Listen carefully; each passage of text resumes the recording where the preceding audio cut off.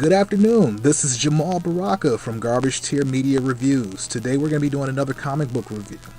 This one is going to be Batman Damned, Book 2.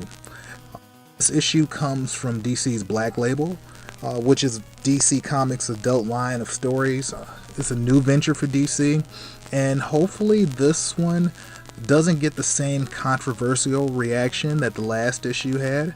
If you recall, or if you know anything about this series, the first issue was the one where Bruce Wayne sent his entire audience and fan base an unsolicited dick pic. Now, I didn't have an issue with the nudity in the first issue, but from what I recall from reading that book is that it didn't really feel necessary to the story and kind of just got thrown in there, so it just seemed kind of odd. I mean, it's the Black Label line is basically our R-rated version of DC's comics, so I was expecting some nudity, maybe some cursing, maybe some extreme violence, but I didn't expect to have just Batman's dick be like the only really adult thing in the book. So getting to this comic, and this is chapter 2. It's written by Brian Azzarello and the art is by Lee Bermejo. And right off the bat, this book is a lot more cohesive and straightforward than the first issue. I enjoyed this one a lot more. And I actually reviewed the last issue on my blog at gtmediareviews.com. And I believe I gave this one a B or C rating. And this one's a lot better than that. We get appearances from Erdogan the Demon. We get John Constantine shows up in this one again. We get the Enchantress shows up. Deadman makes an appearance. And the art in this issue is just amazing. Every page, every panel is like just a masterpiece to look at. I would love to get original art from this series. Especially when you see Batman's design and he has his suit. You see the mesh underneath it and it looks like some type of chainmail type armor. And this is one of the depictions where if Batman falls off a building or takes some damage, you can see why he's able to survive, as opposed to him just wearing a cloth latex outfit. This looks durable, and it's very impressive. You have a lot of bright colors here, contrasting the dark with fire, or going into a nightclub, or just seeing Batman fight or interact with villains. Every design is just awesome, man. Everything about this book is amazing. The book is oversized. It's not the size of a regular comic book, and it's a very popular series. I know on eBay, issue 1 goes for about between $60 and $80 right now. I mean, most of it is from the nudity, but even if you found a copy of the issue, it's beautiful to look at. And although I had complaints about the first issue, the art wasn't one of them. Now that I digress.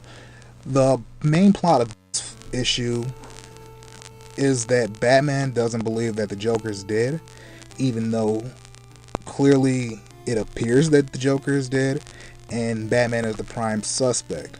So in his investigation, we see flashbacks to his childhood, which gives us insight into why Batman operates the way he does, or some of the things how that channels back into the present. So there's one scene in which Batman is interacting with his mother and he pulls a gun on her because he's mad because it appears that the mom and dad are in a bad state in their relationship and the dad left. So Bruce is upset and he pulls a toy gun on her, and she's crying because her husband's left, and she tells him never to pull a gun on her. And you can see how, if you know anything about Batman, he doesn't like guns, and he takes offense whenever a gun is pulled on him. You might get your ass beat a little bit harder if you have a gun. And that goes back to scenes like the scene he had with his mother. We get a huge confrontation between Batman and Erdogan the Demon in a club, and Erdogan is rapping to a crowd, and I thought that was like one of the most creative uses of the character, because I've always seen Erdogan around and just rhyming, and I never could follow what the hell he was talking about. So him being a rapper is like, why haven't we seen this before? It's like it's a perfect role for this character. A scene where Batman has to be saved by Erdogan after they have a huge confrontation, and we also get a massive explosion toward the end. It's just great to look at.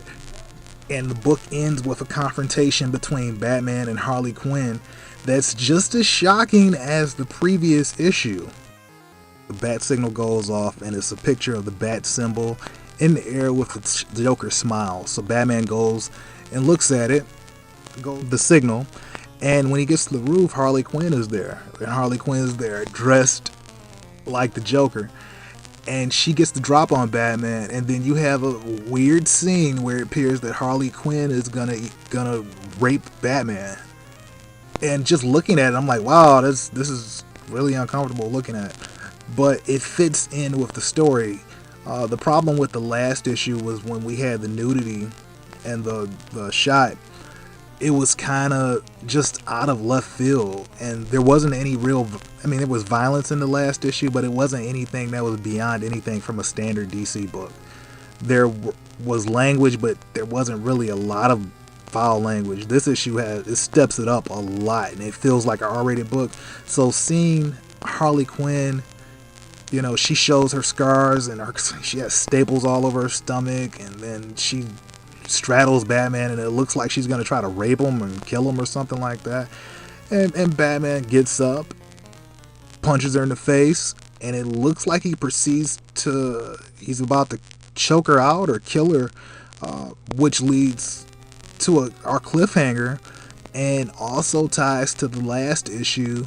If Batman kills Harley Quinn, he's not too far removed from whatever happened with him and the Joker. So going back, overall, this is a great issue, and I really can't find any fault with it.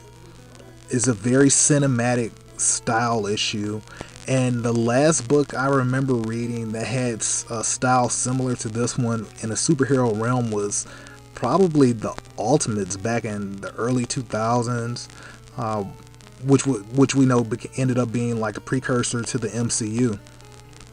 If there was an R-rated Batman movie, it would be similar to Batman Damned. And that's probably the highest praise I can give this issue. I'm not going to tie the rating to the prior issue, because the prior issue just seemed to be a lot of exposition, and it just seemed like the team that was behind the story really didn't know what they wanted to do. They knew they wanted to be edgy, but it seems like the story didn't coalesce at that first issue, especially going into 3 parts. So I'm wondering how Azzarello and Bermeo are going to even wrap this story up, but I'm excited to see what they do to get there. The story's great, art's great, and if this is a reflection of what the Black Label line can give us, I think it's a perfect representation going further. You don't necessarily need to have random nudity. You don't necessarily need to have over-the-top violence. You don't necessarily need to have coarse language. But if you're going to be telling R-rated stories, there has to be justification for the story to be R-rated. And there's a lot of violence. There's everything that you need to tell an R-rated story is in this book. So my rating for Batman Damned, Book 2, is a solid 10 out of 10. And I don't want to sound like a shill or anything like that, but I really haven't seen any DC books come together like this one. This is top notch, and I rarely give a 10 rating. If I was rating on my website, we usually do A through F. I gave this one an A, which is pretty obvious, but this is probably the best DC book that I've read this year, and I've read a lot. So if you want to follow me, you can follow me on all social media channels. That is Jamal is Trash at Facebook, Twitter, or Tumblr, or you can subscribe to our channel on YouTube, which would be GT Media Reviews, and that is also the name of our website, GT Media Reviews. I appreciate you sticking with us and taking the time out of your day. You have a great one, and we'll be back with another review soon. Thank you. Thanks for your time.